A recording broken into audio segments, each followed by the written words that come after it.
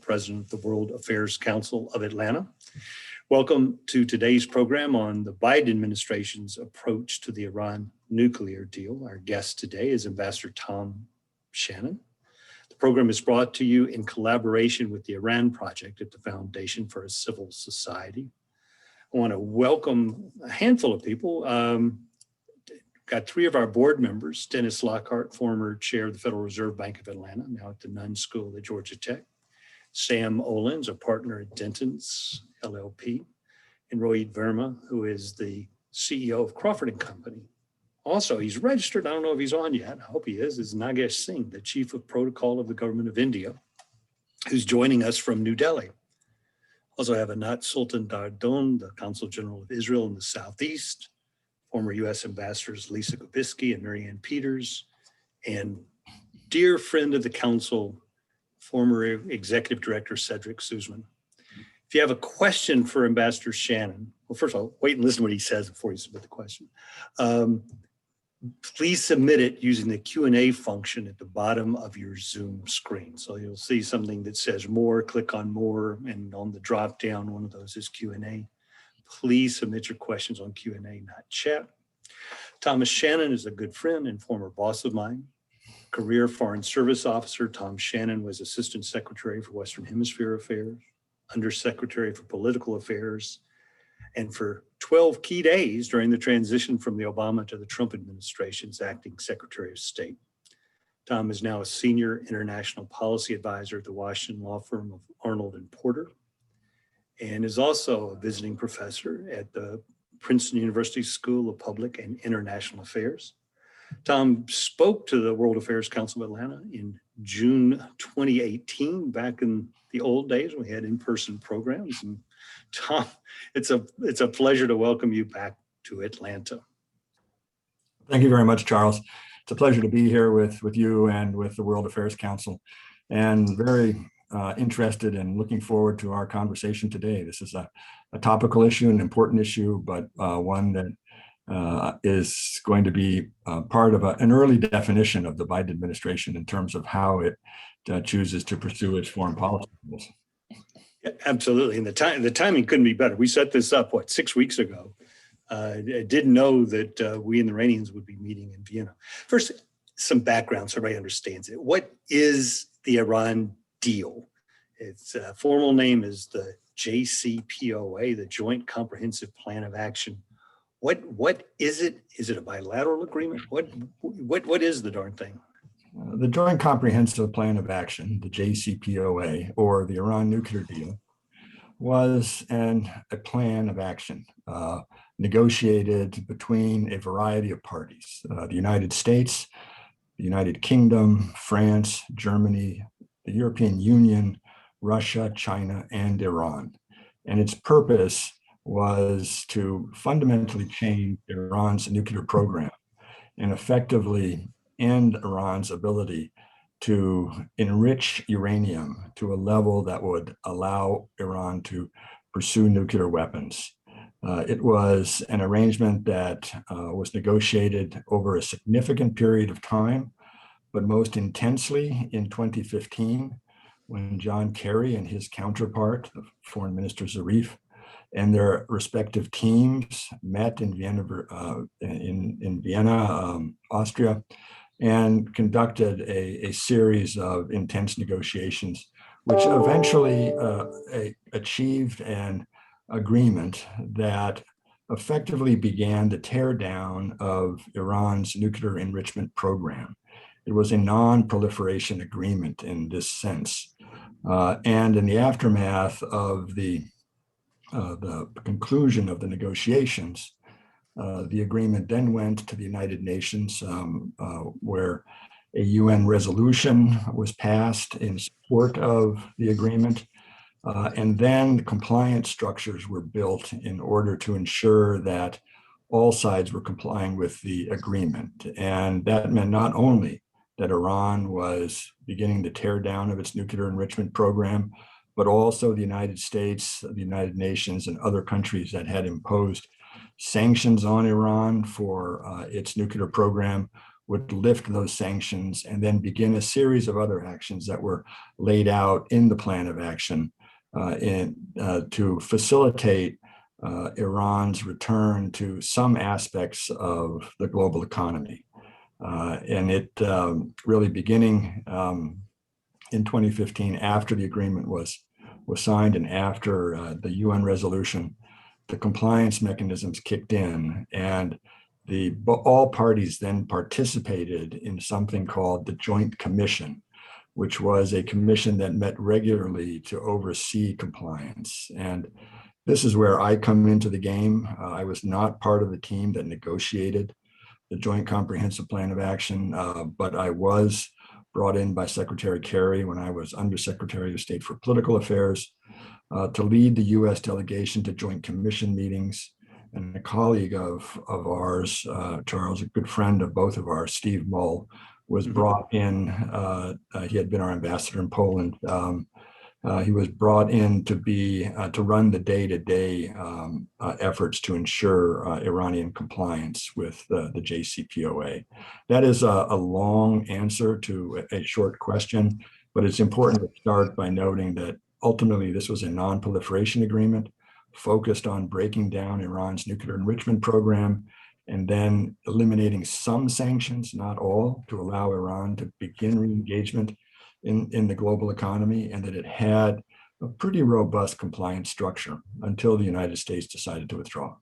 Okay, so U.S. withdrew in May 2018. From 2015 until 2018, was Iran complying with the JCPOA, the Iran nuclear deal? It was. And there were a variety of mechanisms to test that compliance.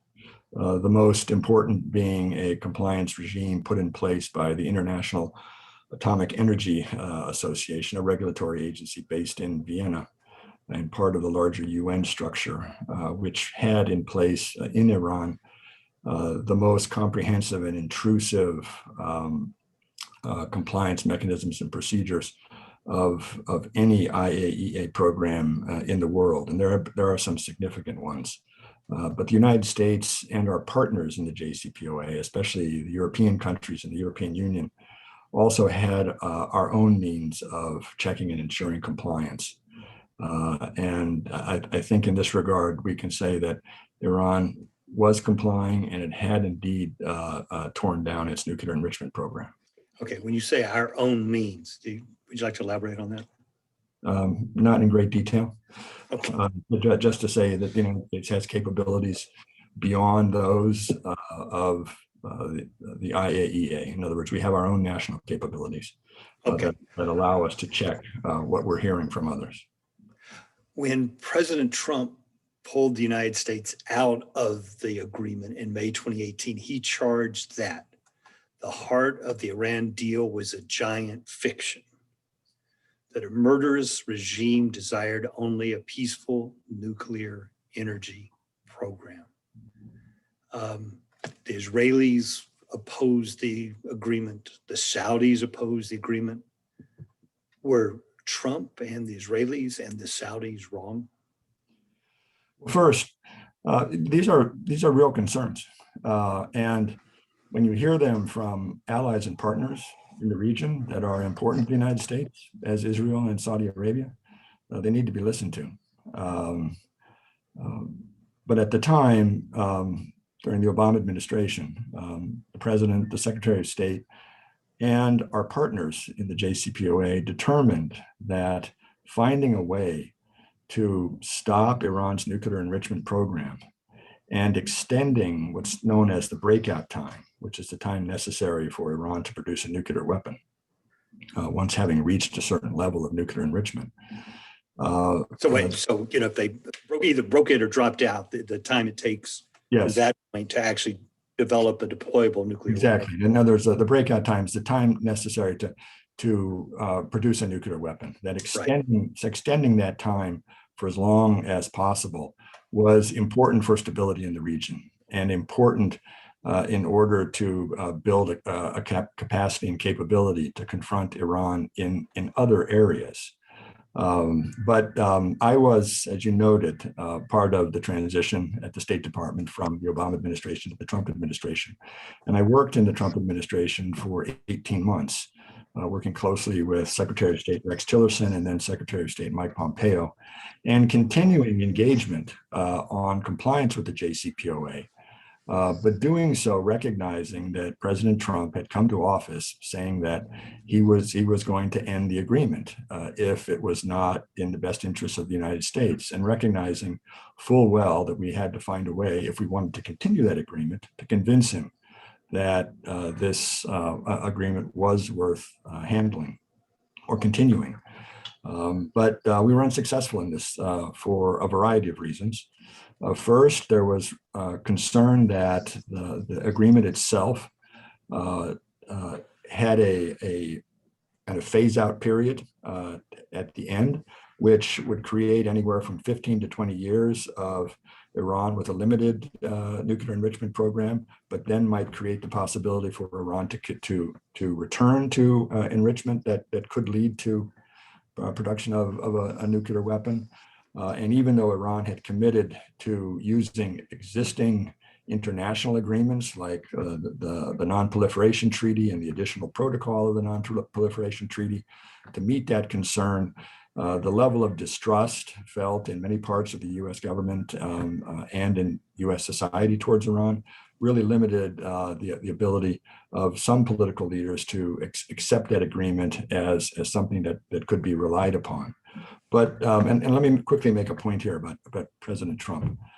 He comes to office as a unique political figure in the United States, and someone who comes to office without a long background of foreign affairs or foreign relations. And so he understands agreements in a different way. And this has a real impact on how he chooses to respond to the JCPOA or the Iran nuclear deal. And what I mean by that is that from his point of view, and I had a chance to speak with him about this on several occasions, from his point of view, something as significant as the JCPOA, something as significant as an agreement in which Iran decides not to pursue a strategic weapon that it believes it needed in order to protect itself, and something that then compels the United States to tear down parts of its sanction programs and create a pathway for Iran to return to engagement in the global economy, is such a big deal that it should fundamentally change the way the two countries relate to each other. And the JCPOA did not do that. The JCPOA did not fundamentally change the way Iran and the United States related to each other. And so from his point of view, the agreement was a failure because for him, from his point of view, it had a limited validity.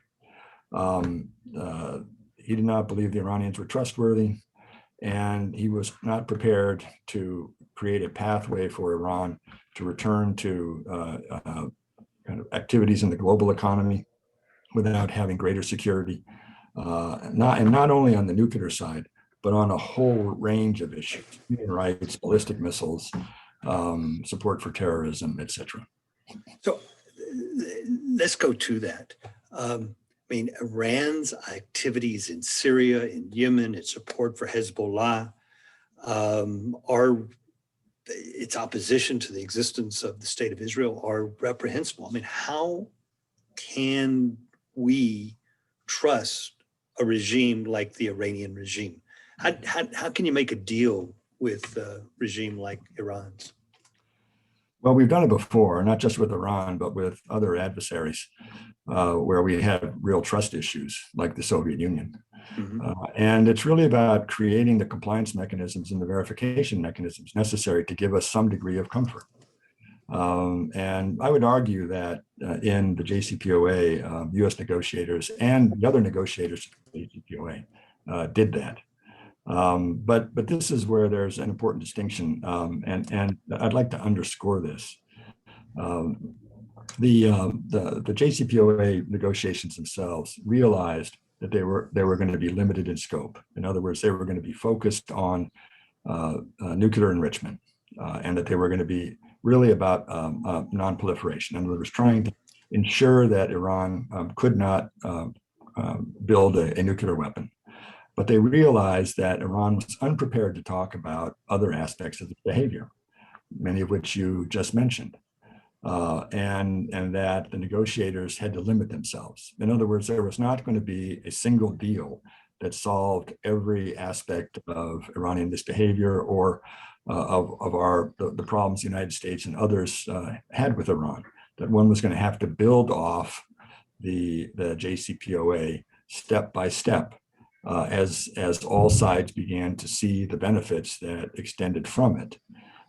In this regard, the decision to remove the United States from the JCPOA kind of ended what might have been a process. It's not at all clear that the process was going to be built out, but especially in the immediate aftermath of President Trump's election, the European Union and our European partners, the German, French, and the British, determined that they had to approach Iran and try to see whether or not Iran was prepared to have a larger conversation, especially about ballistic missiles. But that did not get very far before the president himself decided that it was in the US interest to remove the United States from the JCPOA.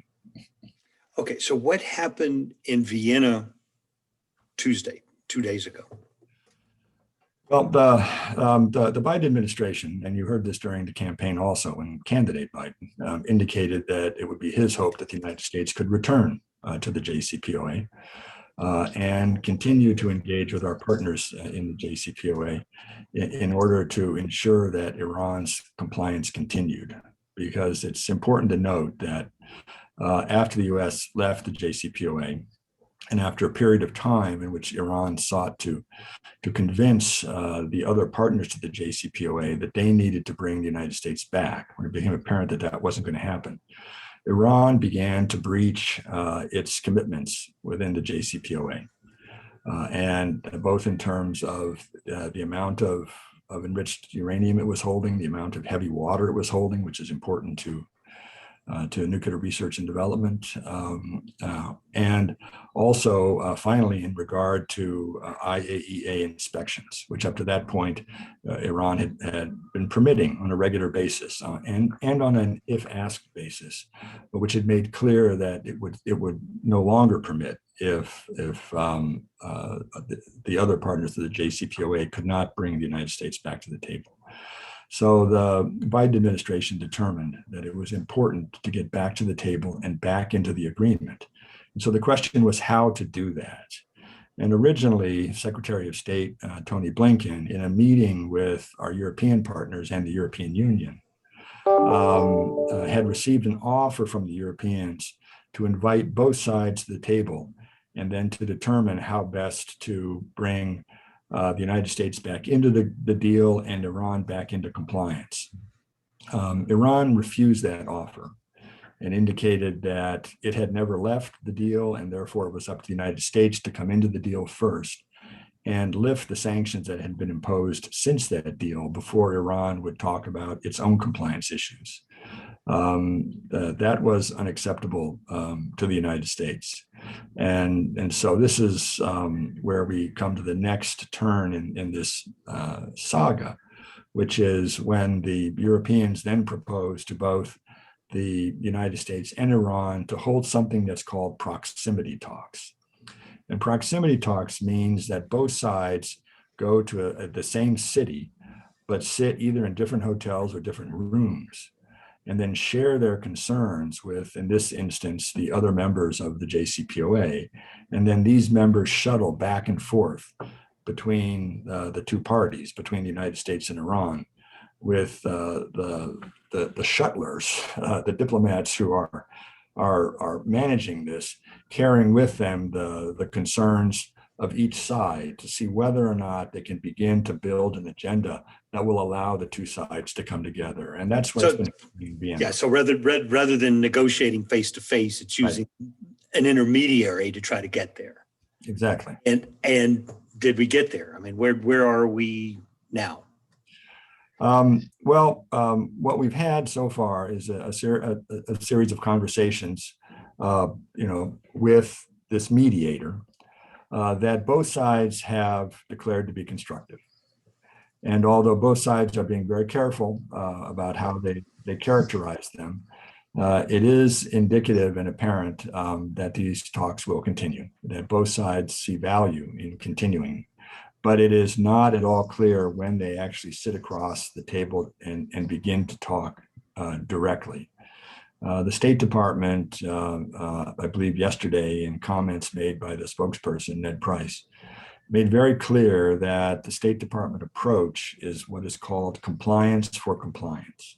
In other words, the United States is prepared to take actions that allow it to come back into the JCPOA, but only as Iran is taking actions to ensure that it is in compliance with the JCPOA.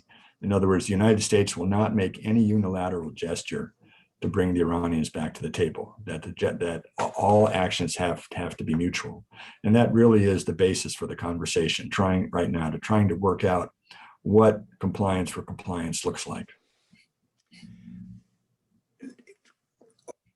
Is Iran today closer to having the capability to build a nuclear weapon than it was in May 2018 when we dropped out of the agreement? Probably. I don't know the exact timeline, but when we dropped out of the agreement, their breakout time was probably about a year. I think right now it's considerably less than that because it has pulled centrifuges out of its warehouses. It is running its centrifuges. It is, while it's not enriching at weapons grade level, it is clearly showing that it has the capability to do so should it decide to do so. And this is obviously worrisome, not just to us, but especially to our European partners.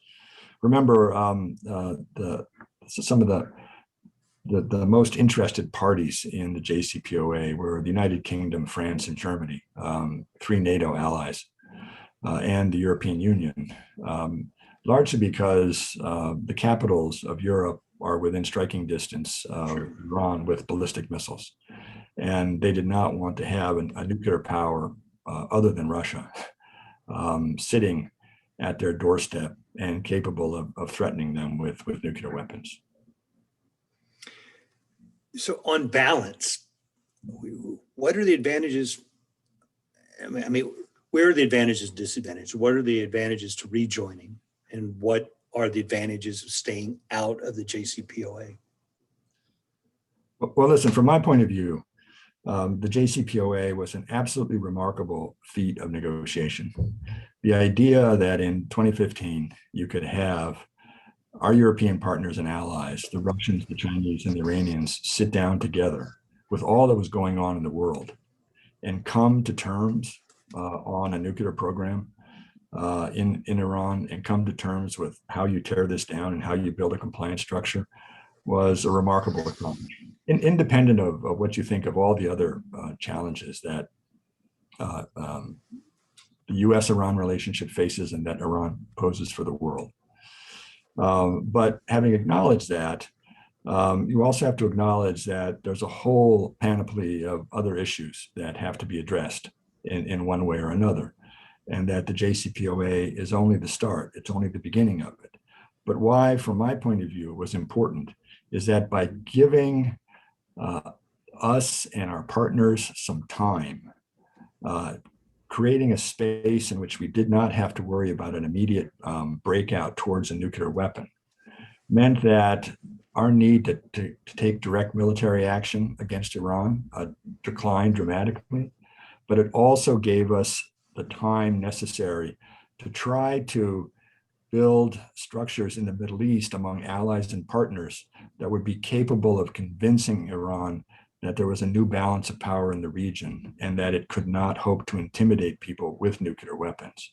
And that meant getting Saudi Arabia out of Yemen, ending the awfulness of the Yemen crisis. It meant ending the political fighting within the Gulf community, especially between Qatar and Saudi Arabia. It meant trying to get Egypt back in the game in some way. It meant building relationships between Israel and the Arab world. In other words, creating a new kind of diplomatic reality in the region that could then be used against the Iranians, and do it in an environment in which we were not always kind of perpetually poised to go to war with Iran to prevent it from getting a nuclear weapon. In other words, from my point of view, tactically, it made a lot of sense. But the politics of it were really complicated, and not just in the United States. The politics in Iran were also complicated. And when the deal was done, it was done as a plan of action and not a treaty or an accord, because the negotiators did not want to have to present the deal to either the Iranian parliament or to the US Congress. And they were worried that if the plan of action were negotiated differently, that it would have required a positive assent either from the Iranian parliament or the US Congress. And the negotiators were very doubtful that they could achieve it. So they knew that they had to create something that could garner support in the international community and in both countries, but which couldn't be blocked as it was implemented. But unfortunately, that meant that in order for the deal to prosper in Iran, the then president of Iran, Rouhani, had to be reelected. But it also meant that you needed a political outcome here in the United States that didn't happen. Rouhani was elected in the United States, but the Democrats were unable to hang on to the presidency in the United States. And that's what put the JCPOA at risk. Just one final question before we go to questions from the audience. That is, what role is China playing in all of this? In late March, China and Iran signed a deal worth $400 billion, long-term agreement for Iranian oil to go to China. Is China, which is a member of the JCPOA, working at cross purposes to the United States? It might be now. What it was doing while the United States was in the JCPOA, however, was different. And I think in many ways, one of the most instructive aspects of the JCPOA is that it showed that the United States could find areas globally where it could cooperate with China and with Russia, two countries that are increasingly viewed as, if not competitors, then adversaries. And that's important to remember and understand, because the world's big and the kinds of challenges that we face around the world are significant, and we're not going to be able to address them always by ourselves or only with our allies and partners. Occasionally, we're going to have to talk with people who really disagree with us.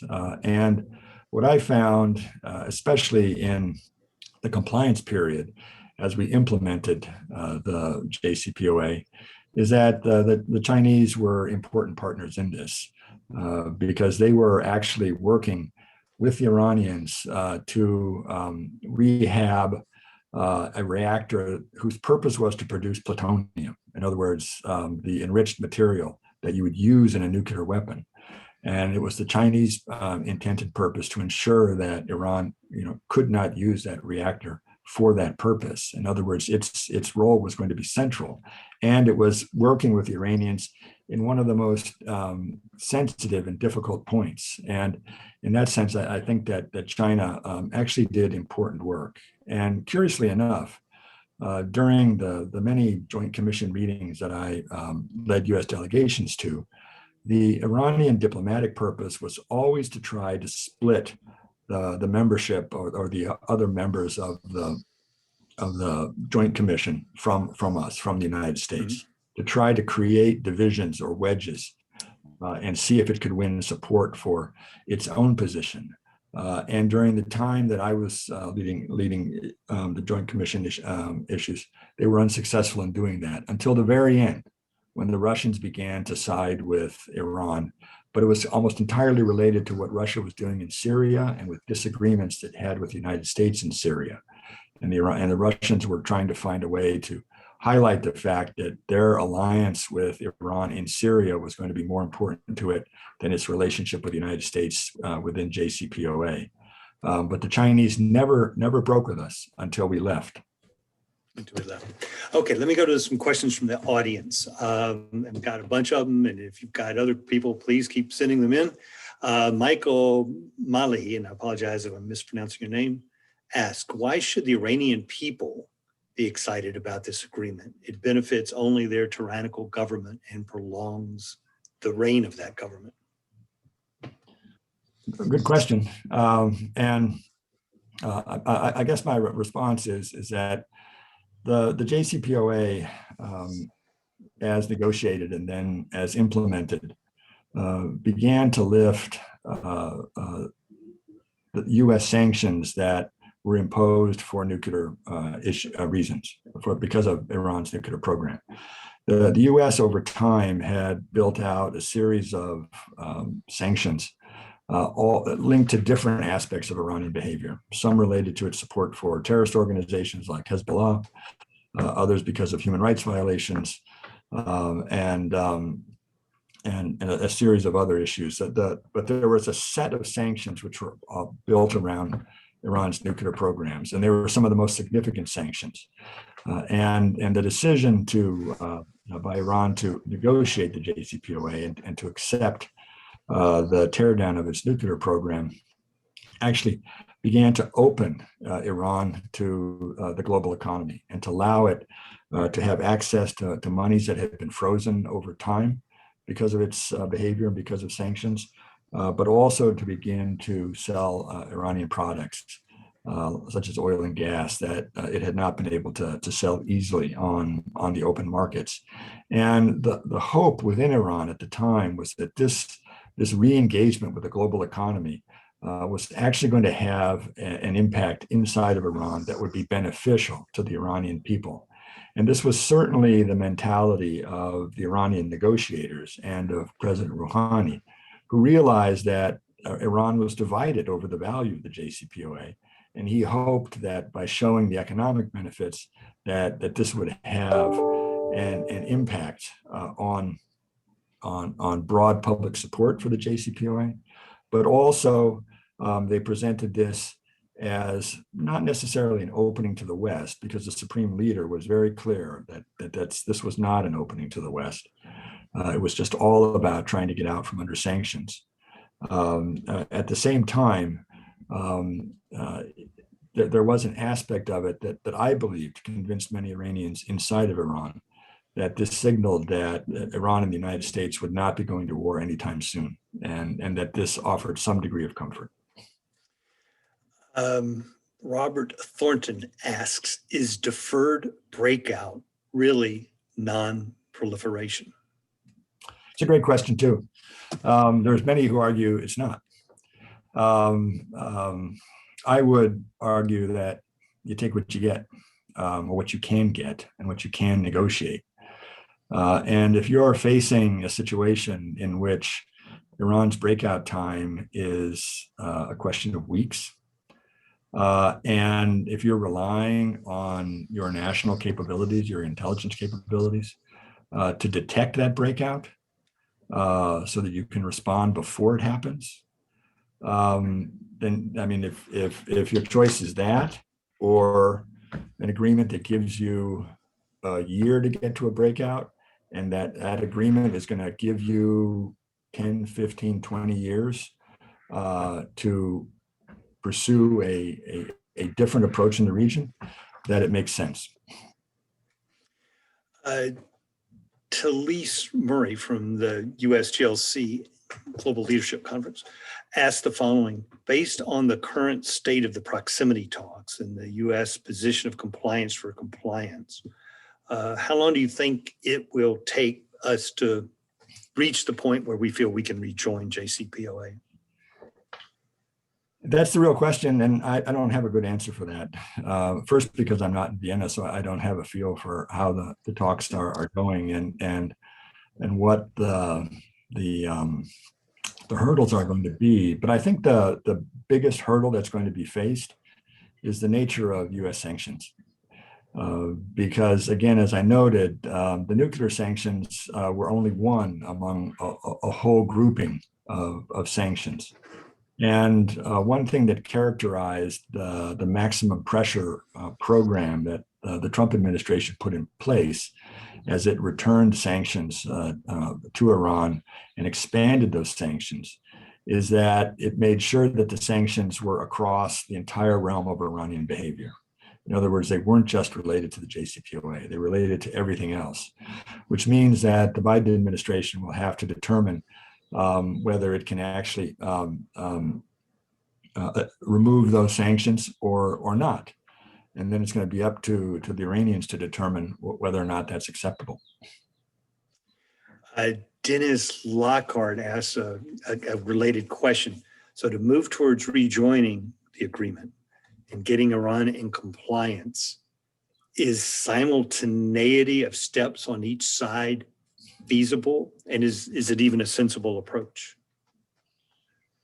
I guess it depends what you mean by simultaneity. The compliance for compliance idea does not necessarily have a time component to it, but it implies simultaneity. In other words, it implies that both sides are doing this pretty much in a parallel fashion.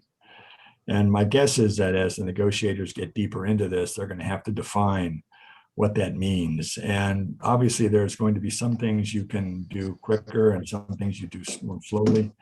And so I think that everything is not going to be completely reciprocal, but there has to be some degree of confidence that it's all going to happen and that it's all going to happen in timely fashion. But this is something the negotiators are going to have to resolve.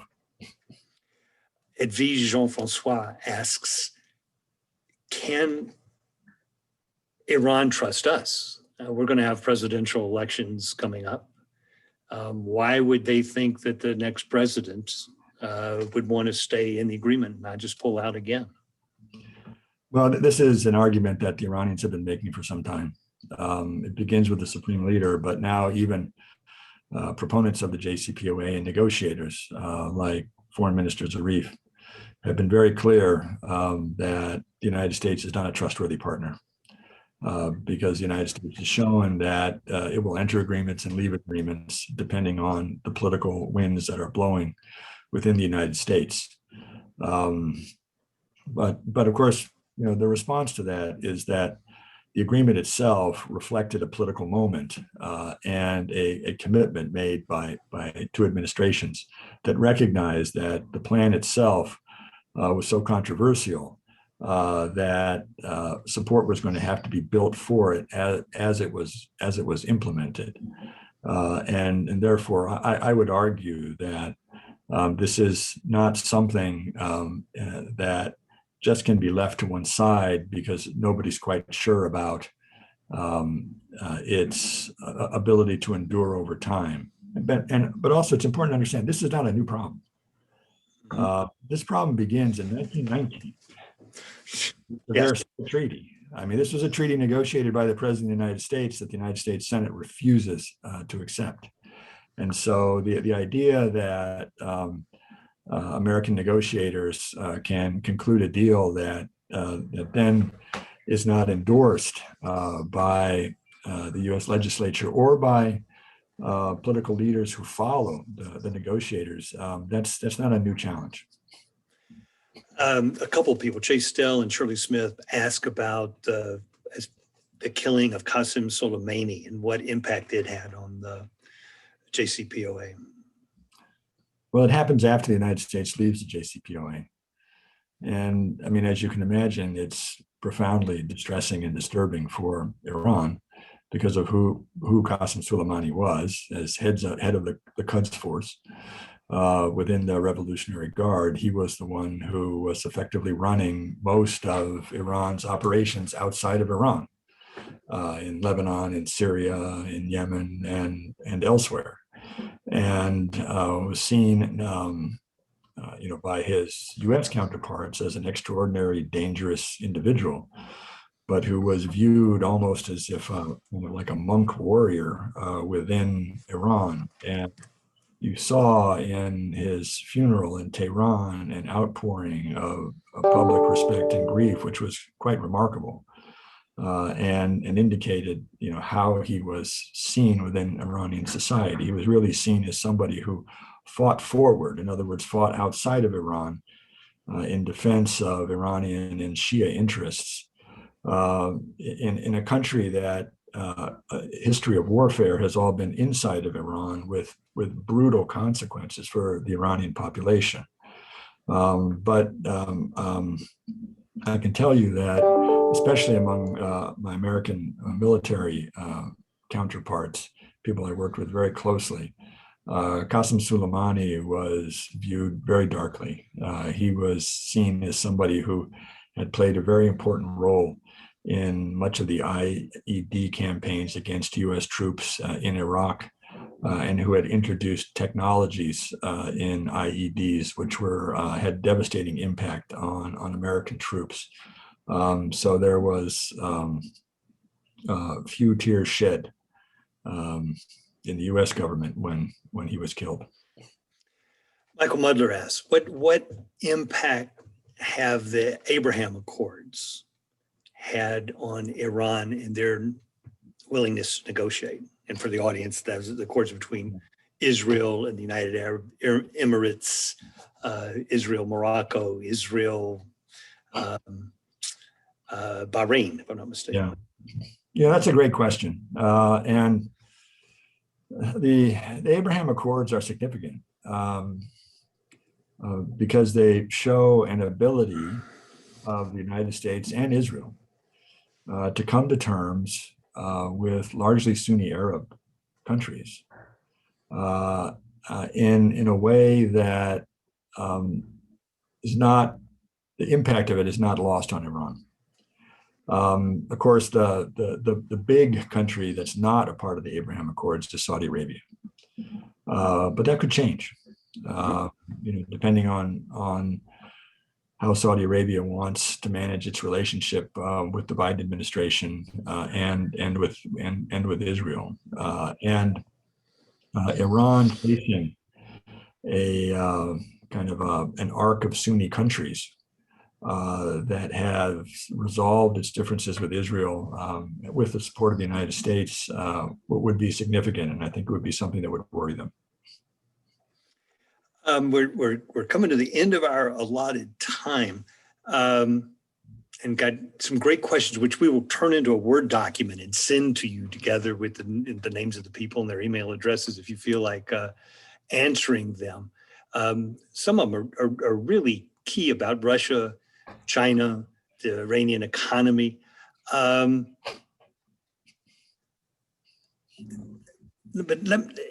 one of the questions is, what is wrong with Iran? Why don't they, if we've had put these, really brutal economic sanctions on them, if their people would live a better life without those sanctions, why is it that Iran doesn't go, you guys are right, let's do this. Let's turn it around, get the sanctions off, and our people will prosper?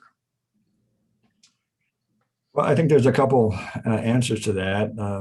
Some of them have to do with, as I mentioned, the real political discord that exists inside of Iran around the JCPOA, and the belief in many sectors of Iranian society, especially within the Revolutionary Guard and some of the more conservative religious leadership in Iran, that the United States is not to be trusted. That our purpose is really regime change in Iran, and that it must do everything it can to ensure that that doesn't happen. And because they do see themselves as an Islamic revolution and as having a very special role in protecting Shia communities, not only in Iran, but throughout the greater Middle East. And these people disagreed with the idea of giving up the potential for a nuclear weapon because they saw it as a strategic tool that could be used to political advantage and to safeguard Iran over time. And so those people are not prepared to buckle to international pressure at all. Their idea is to eat grass before they do that. And so they're prepared to endure the sanctions. But there are others in Iran who think differently and who think that Iran's future is really a Western future, not a Central Asian or Middle Eastern future, and who really think that the JCPOA opened a pathway to that.